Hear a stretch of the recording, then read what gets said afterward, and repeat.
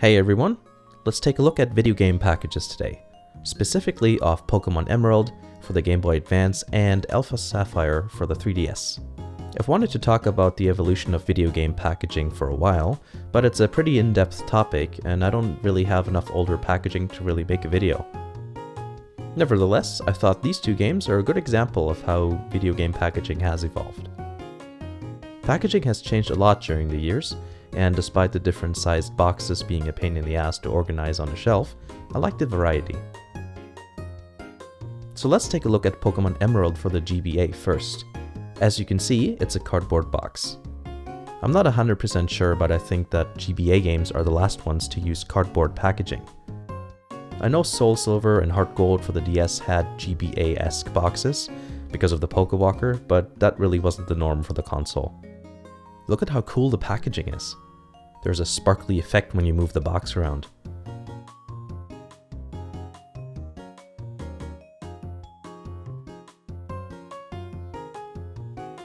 The back is nice to look at as well. Not too busy and there's no legal text getting in the way. I also really like how the artwork was still in a similar style of the original Game Boy Pokemon games.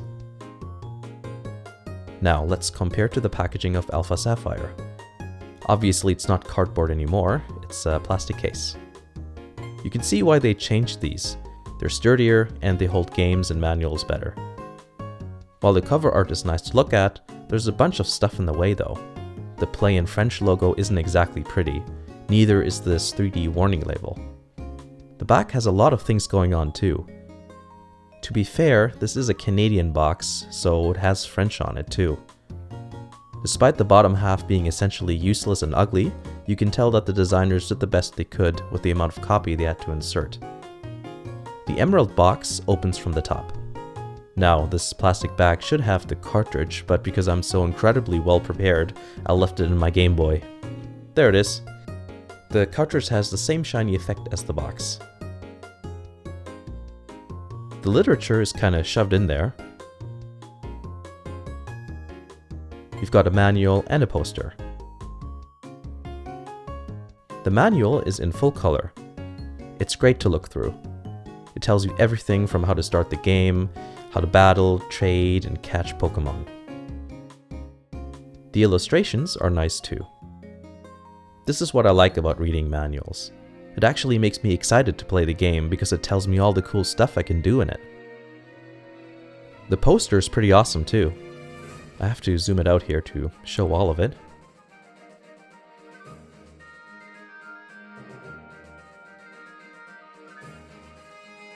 Normally it's not really all that nice to have adverts on the bottom of a poster, but now that it's over a decade old, it's kind of nice to see what sort of thing was being advertised at the time.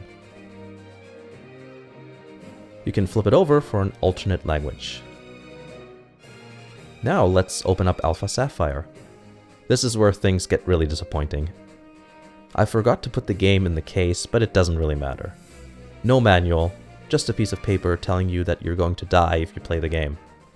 Also, through the holes you can see that there's a Club Nintendo code, which is now useless. And that's it. In the end, the new packaging just isn't all that interesting. As fragile as the old cardboard boxes were, I still like them better. The new packaging has many practical advantages, but other than being sturdy and holding the game, there just isn't anything interesting to look through. The packaging and manual are part of the experience. I was the kind of kid who would eagerly read through the whole manual and all of the inserts inside the box. It's just a little sad that I won't be able to do that anymore in the future.